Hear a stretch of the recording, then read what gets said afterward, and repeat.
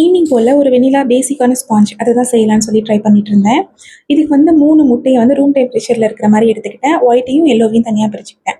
ஒயிட்டை வந்து first slow ஸ்பீடில் வச்சு ஒரு 2 மினிட்ஸ் போல் நல்லா திக்காகிற மாதிரி நல்லா பீட் பண்ணிக்கிட்டேன். இந்த அளவுக்கு இது திக்கானதுக்கு வருமா ஒரு பவுடர் சுகர் வந்து ஒரு 55 கிராம் போல் எடுத்து அதையும் இது கூட சேர்த்துக்கிட்டேன். கொஞ்சம் கொஞ்சமாக சேர்த்து இந்த ஒயிட்டோட மிக்ஸ் பண்ணிக்கிட்டேன்.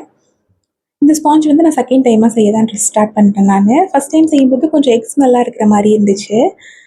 அது ஒழுங்காக பீட் பண்ணாமலும் நான் செஞ்சுருந்தேன். இந்த வாட்டி எல்லாத்தையும் கொஞ்சம் மிஸ்டேக்ஸ் கரெக்ட் பண்ணிட்டேன். அது இப்போ கொஞ்சம் கொஞ்சமாக இது கூட நம்ம எல்லோ சேர்த்து வச்சுருந்தோம் இல்லையா, அது ஒன்று ஒன்றா சேர்த்துக்கலாம். எல்லோ சேர்த்ததுக்கப்புறம் நம்ம ரொம்ப பீட் பண்ணணும்னு இல்லை, ஒரு 20 செகண்ட்ஸ் போல் பீட் பண்ணாலே போதும். இது கூட ஒரு 1/2 டீஸ்பூன் போன வெனிலா எசன்ஸ் வந்து நான் சேர்த்துக்கிட்டேன். அப்புறமா ஆயில் ஒரு 40 கிராம் போல் ஆயில் எடுத்துக்கிட்டேன், சன்ஃப்ளவர் ஆயில். அதையும் இது கூட சேர்த்து பீட் பண்ணியாச்சு. இதுக்கப்புறம் நம்ம இந்த பிஸ்கட் வந்து நமக்கு தேவையில்லை. ஒரு சல்லடையில் வந்து 75 கிராம் போல் மைதா, அப்புறம் ஒரு 1/2 டீஸ்பூன் பேக்கிங் பவுடர் சளிச்சு இது கூட சேர்த்து ரொம்ப ஓவர் மிக்ஸ் பண்ணாமல் லைட்டாக மிக்ஸ் பண்ணிக்கலாம். மிக்ஸ் ஆனதுக்கப்புறமா நான் வந்து ஒரு 8 இன்ச் பேனில் வந்து பட்டர் பேப்பர் போட்டு ரெடி பண்ணி வச்சுருக்கேன். இப்போ நம்ம ரெடி பண்ண பேட்டர் இருக்குல்ல, அதை இது கூட சேர்த்துடலாம்.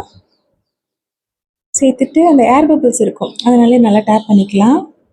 180 டிகிரியில் 10 மினிட்ஸ் ப்ரீ ஹீட் பண்ணதுக்கப்புறமா 20 மினிட்ஸ் பேக் பண்ணுறதுக்காக வச்சுட்டேன்.